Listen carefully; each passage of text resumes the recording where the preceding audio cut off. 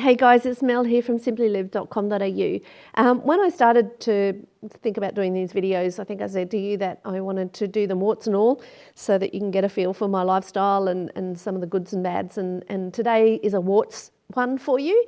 As you may be able to hear in my voice, I'm sick and I just have a head cold, nothing dramatic. No need to stress everybody. I just got to have a head cold and it's going down onto my chest and I don't feel 100% well. And I just wanted to talk about that because a lot of people ask me what happens if you get sick on the road, and I wanted to talk about what I'm doing about that, and also how I feel I got myself in this situation, and I do feel that I got myself in this situation. So to give you a bit of a background on this sit, it's a beautiful home, lovely cat, all of those things, and I probably didn't take enough notice of some of the conditions that may be here and think about them thoroughly. And that's why I say it's probably my fault that I'm in this situation to at least some degree. So I am actually in a sit that I was told was probably around about, I thought about 8 kilometres from the nearest town, big town. So I was told that there are services in the local area, probably within a kilometre, that there was a supermarket and some little shops, and then to go down to the big town for your more major things. In actual fact, that the supermarket is actually more like what I would call a corner store. So there's a bit of a language issue in there, which I understand happens.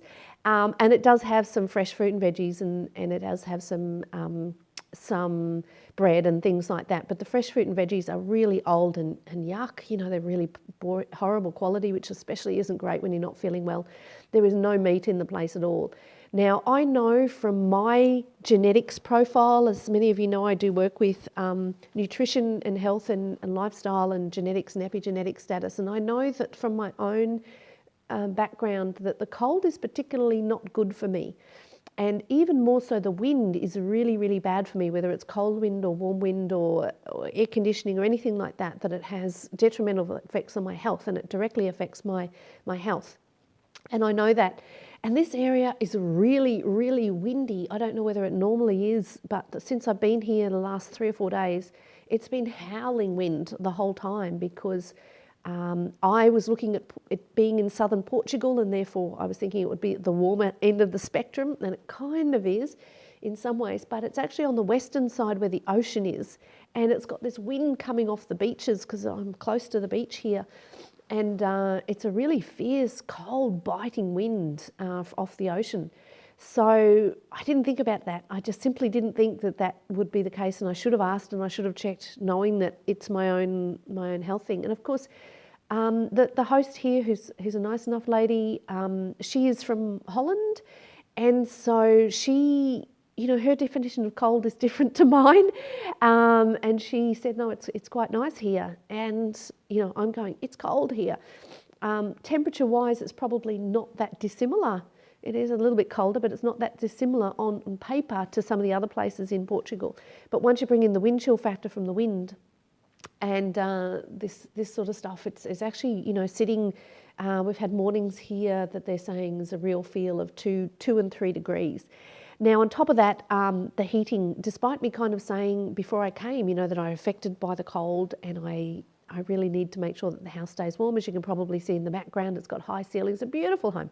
High ceilings, open plan, really lovely. But it obviously takes a fair amount of heating. And I was told that there was a wooden fireplace plus a gas heater. And I know the wooden fireplaces do a great job. And she said you can wheel a gas heater into the bedroom. But of course, when I got here, she then said to me that the wood that they had delivered, unbeknownst to her, was too wet to use. So I can't use the wood heater. And the gas heater is okay. It's if I'm sitting right in front of it, it warms me up, but it doesn't keep the room warm. And then on top of that, 2 days, or not even that, less than 2 days after I got here, the gas ran out. And I had to contact her because I don't speak Portuguese, I don't know who you contact, all of those things. And she had to order another gas bottle. And there's certainly no way that I can get to the local town to swap it myself with a gas bottle on a bicycle.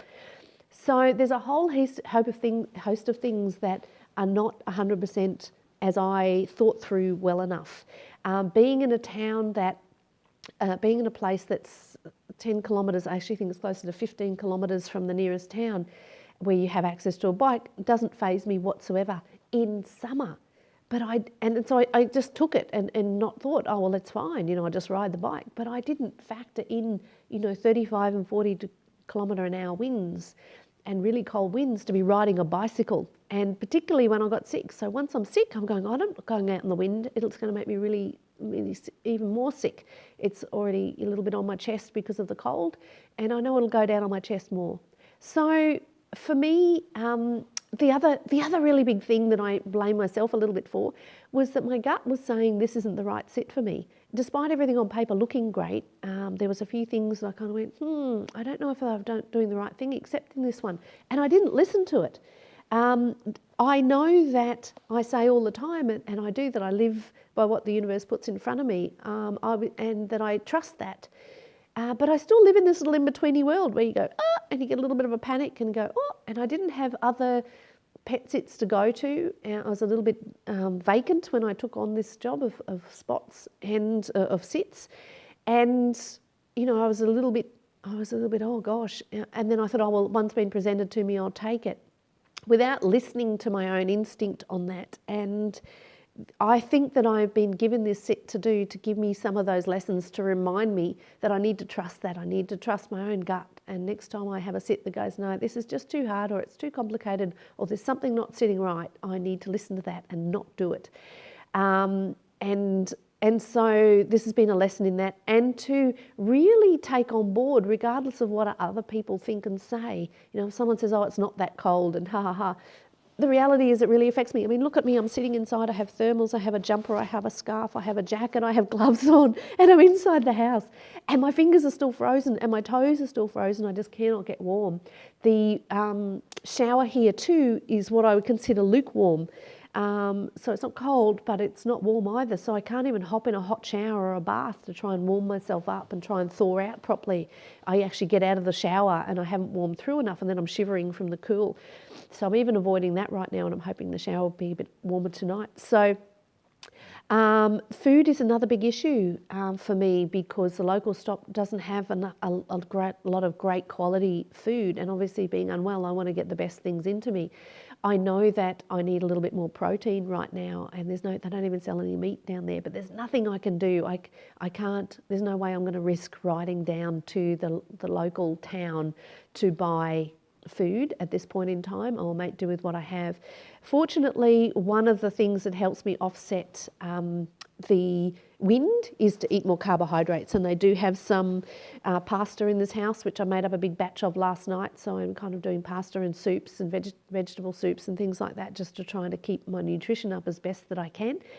And I will head down to the local shop tomorrow. I've got enough to get me through till tomorrow, so I'll walk down to the local shop. Unless I'm feeling dramatically, miraculously better, I'm still not going to risk riding a bike down in through the wind tomorrow to go to the main supermarket, but hopefully the next day I can, and I'll just stock up on some things. This place also doesn't have a freezer, so I can't even think, oh, well, I'll go and stock up on some meat to last me through then, or some things that will hold me over and pop it in the freezer when I'm unwell. So I don't have to go down there again out of necessity, it never occurred to me that someone wouldn't have a freezer to ask that question. So I'm learning new lessons, I'm learning new things of how to best manage this, and it's a continuing journey of what to learn.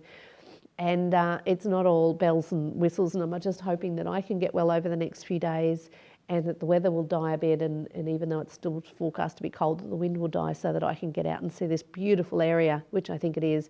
And I have learnt to check some of these things in winter. It is not such a big deal for me in summer, but in winter it really is, and I need to factor that. So, the other really big thing that I wanted to mention was that if you're on holidays, obviously you're going to want to try and see a whole area and do as best you can. I'm avoiding that right now, because the most important priority for me is to get well. And if it means that I end up sitting in bed for 2 weeks, it's better than me causing, a really nasty chest infection or something coming on because I was stubborn and wanted to see the area. So the key things I do is to understand what I need most of all to get well, the food, the nutrition that I need, and to take care of myself, and to rug up and stay inside and keep myself warm and actually heal. And then if I get the opportunity, I'll go out and check out this beautiful area as much as I can later. So have a great day, guys. I hope you're feeling better. And please stay warm. I know in Australia it's hot right now. Send me some warmth, please. That would be truly appreciated. Bye.